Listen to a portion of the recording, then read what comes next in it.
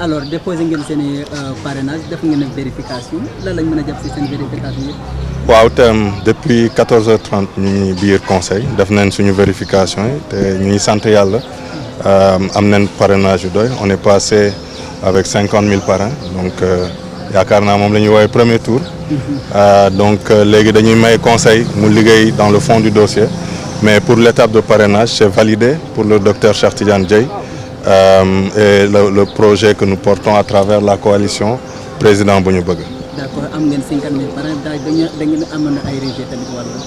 waaw naturellement parce que comme liggéeyu si ay système la des fois dina am ay erreurs parce que nit ñi dañuy liggéey guddeeg ngoon y a quelques doublons en interne c'est normal du ma ci appesanté wu trop parce que tey on est sorti avec le sourire avec beaucoup de positivité du conseil. Donc les erreurs sont normales maa ngi profité pour encourager équipe bu ci liggéey ça a été un travail très fastidieux mais alhamdoulilah comme nu ñu koy waxee jot nañ jàll cette étape du parrainage là. En résumé, en français, résumé. Oui, depuis 14h30 nous sommes dans l'enceinte du Conseil constitutionnel. Nous sommes venus dans les opérations de contrôle des parrainages comme édicté par la loi. Et comme convoqué par le Conseil constitutionnel, nous sommes passés devant cette commission et nous en sommes ressortis avec un résultat positif. Donc, avec plus de 5 000 parrains, nous passons cette étape du parrainage. Maintenant, nous laissons le Conseil regarder le fond du dossier pour justement les validations in fine. Donc, on a parlé de quelques erreurs, mais comme je l'ai dit, c'est un travail humain. Qui a été très accablant, très prenant, matin et soir. Donc aujourd'hui, on va pas se concentrer sur ça. On en sort avec beaucoup de positivité. Ce qu'il faut retenir, c'est qu'on passe dès le premier tour, comme vous dites, vous les journalistes et tout le monde. Donc, en deuxième tour, on n'aura pas de deuxième tour et nous sommes passés au premier tour. Maintenant, nous laissons le Conseil continuer son travail. Quand même, vous êtes confiant? Mais oui, puisque nous venons de passer les parrainages, après un tirage au sort, après des nuits blanches, donc on ne peut être que confiant pour la suite. Par rapport au fichier électoral, qu'est-ce qu'on peut retenir?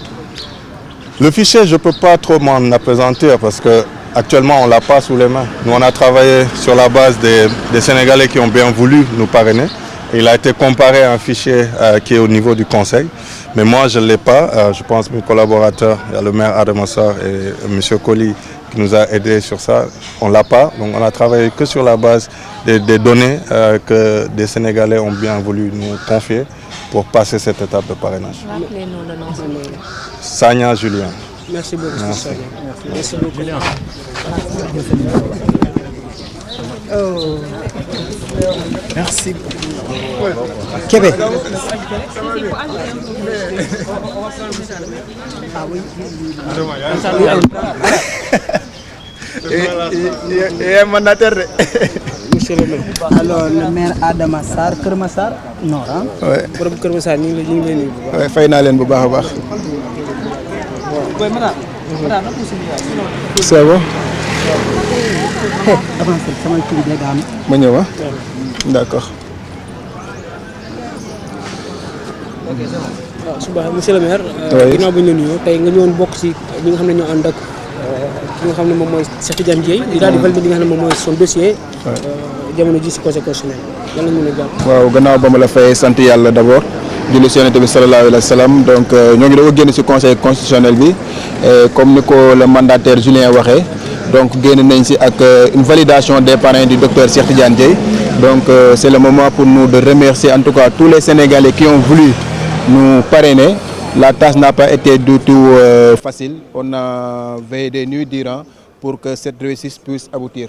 Donc nous venons de sortir du Conseil constitutionnel et à ce qui concerne en tout cas le parrainage citoyen, Dr Cheikh Tidiane Dièye vient de faire une validation. Par rapport aux doublons, y avait-il des doublons de sa part? Oui, effectivement, comme tout travail humain, il y avait des doublons de notre part. Mais l'essentiel, ce que nous pouvons retenir, c'est que nous avons passé avec plus de 50 000 parrains, oui, alors que le nombre demandé, le nombre requis est de 44 000. Nous sommes passés avec plus de 50 000 parrains. Donc c'est le moment pour nous de remercier toutes les équipes qui ont travaillé nuit et jour pour que cette mission puisse aboutir ainsi. mënu si ñàkk a wax par rapport ak li nga xam ne mooy l'arrestation de Bilal Diatta jusqu'à présent mu ngi en détention. lan lañ mën a tukkee si li nga xam ne mooy xibaar bu tukkee si Bilal Diatta. waaw Bilal ñoo ngi koy dégg, il va bien. Donc Keur Massar Sud xaw na am ay jafe-jafe parce que seen maire depuis presque 10 mois moo ngi dans les liens de la détention. C'est pas du tout facile. En tout cas, nous les maires qui sommes dans le nouveau département de Keur Massar, nous le soutenons tout le temps et tous les jours. Et nous pensons que bientôt il sera libre et revenir parmi nous pour que la mission que les populations de Keur Massar Sud lui ont confiée puisse être accomplie. Merci beaucoup. Merci jërëjëf. Merci beaucoup. Merci jërëjëf. Le maire de Keur Massar Nord nga xam ne mooy Allez gars, merci.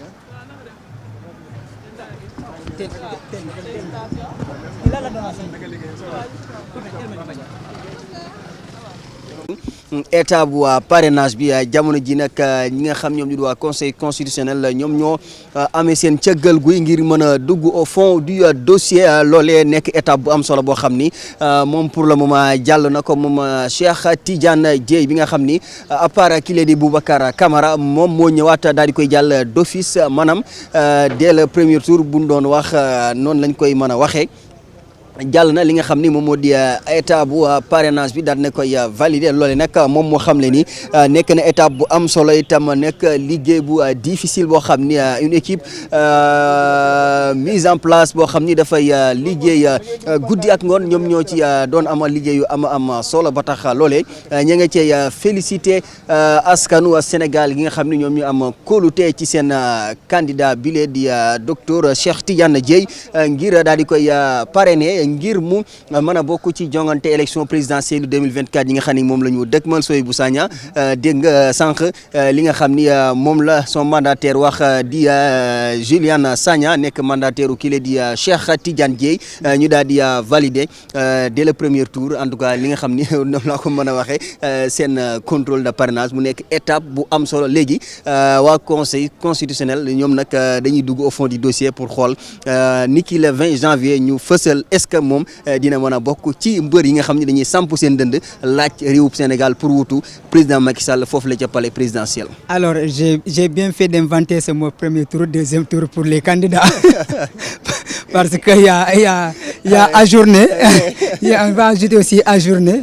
Il y a 4 qui sont ajournés, il y a 2 qui sont passés d'office, il y a encore pour le moment il y a 4 ans, normalement 3 qui sont passés au deuxième tour pour le moment. Voilà, non 3 ajournés, 4 deuxième tour, 2 d'office. loolu la ñu amagum ñu am d'office moom moo di docteur Boubacar Camara et docteur Cheikh Tidiane Dièye. admis nañu d'office. waaw ñoom admis nañu d'office quoi ñoom seen kii docteur Cheikh Tidiane Dièye est passé avec plus de 50 000 parrains selon c'est dit ak docteur Boubacar Camara avec plus de 53 000 parrains validés donc. Qui dit malheureusement moom dugul dans les détails pour nous dire que combien sont rejetés, combien de doublons il avait, mais de toutes les façons le plus important pour eux c'est que seeni candidature dañ ko daal di valider donc c'est le plus important. Maintenant ils attendent les 7 sages de la nation qui vont donner la liste définitive de leur des candidats retenus donc dañuy xaarandi rek normalement di ci dara des il reste 8 candidats à l'intérieur. avant loolu tey Cheikh Tidiane Dièye mi bokk na ci candidat yi nga xam ni ñoom fësaloon nañu seen kay njàppale ci ki nga xam ni moom moo di kile di Ousmane Sonko nekk actuel président bu coalition Sonko président 2024 jamono ji nag mi ngi ci prison bu Cap Manuel tey jii ñu dem ba au dernier moment mu xamal askanu Sénégal que ni son mandataire déposé ne son dossier de candidat à la candidature fii la ci conseil constitutionnel tey mu daal di ñëw mënees na ko waxaat encore une fois mu daal di jàll d'office moom moomile en tout cas